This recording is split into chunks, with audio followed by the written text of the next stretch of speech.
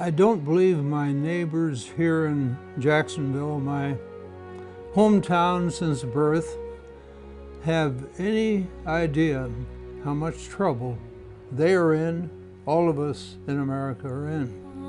Amazing grace, how sweet the sound. To my mind, we're in a period of crisis. I mean, the big question in the U.S. today is, why do they hate us? Well, that's a damn good question to be asking. It's an interesting question because when I first went to the Mideast in 1951, we were worshipped. We were looked at as the country of the only non-imperial great power. Nobody hates the Americans. People certainly resent American policy.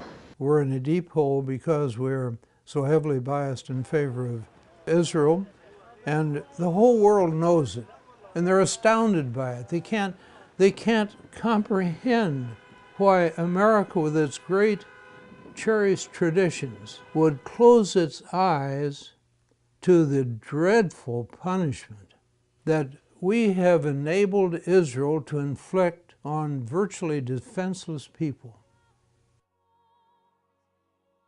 We saw that what the Israelis had done was lock the doors of several classrooms that were on the second story, and then throwing tear gas canisters in so that the kids panicked, and when they finally got out, jumped over the balcony there and landed on an asphalt area below, breaking many legs.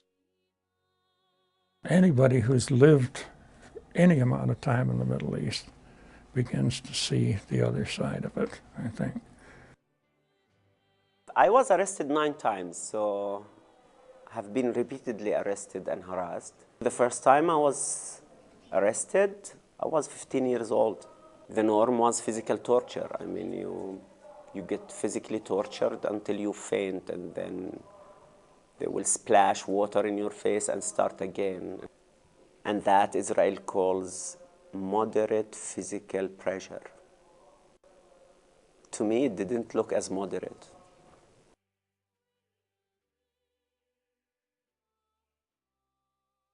I think if Americans decided they want to support Israel, they want a congressman who supports Israel, I mean, obviously it's a free country and they're perfectly free to decide that, but they don't know that that's what they're supporting. And I think that's the problem.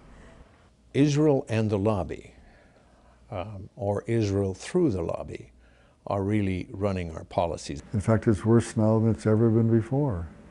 We have a White House that's totally dominated by Israelis. It's sad that the Americans, who are so concentrated on helping Israel, they don't give a hoot, so far as I'm concerned, about whether it hurts the United States or not.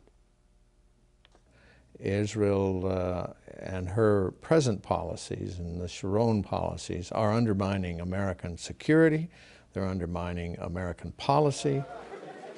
I spoke with the head military lawyer for the IDF, Joel Zinger, and I said, you know, I spent 2 weeks here, and it's clear you people are inflicting Nuremberg crimes on the Palestinians. Exactly what the Nazis did to the Jews. What's your explanation? He said, military necessity. Notice, he didn't disagree with me. I said, that argument was rejected at Nuremberg when the lawyers for the Nazis made it. So then he said, well, we have public relations people in the United States, and they handle these matters for us. Arabs and Muslims have to be made to look bad in America, and America has to be made to look bad to them.